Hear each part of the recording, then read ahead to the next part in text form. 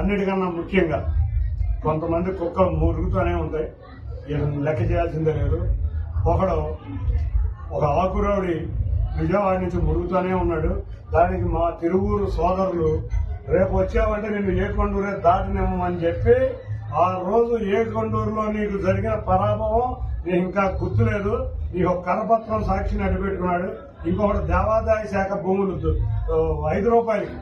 ₹5 దేవాదాయ భూముల్ని కొన్న వ్యక్తి ఒకడు. కొంతమంది వ్యక్తులు ఈ కరపత్రం పేరే సాక్షి. ఈ కరపత్రాన్ని అడ్డుపెట్టుకుని నా క్యారెక్టర్ని అసాసినేషన్ చేద్దాం అనుకుంటున్నారు. వాళ్ళ తిరువూరు ప్రజలకే కాదు, తిరువూరు నాయకులు. నేను తిరువూరులో వ్యాపారం చేస్తున్నాను. నేను నిన్న చేసిన భారీ ఉత్సవానికి నా ఖర్చు ఏంటో నాకు తెలుసు, నేనేంటో ప్రజలకు తెలుసు, నేనేంటో నా నాయకులకు తెలుసు, నేనేంటో నా కార్యకర్తలకు.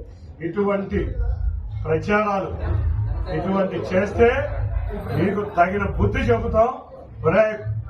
ఆకురౌడి, నువ్వు నీ నాన్న ఏం వ్యాపారం చేశారని విజయవాడలో ప్రతి సందులో నీకు ఒక ఇల్లు ఉంది.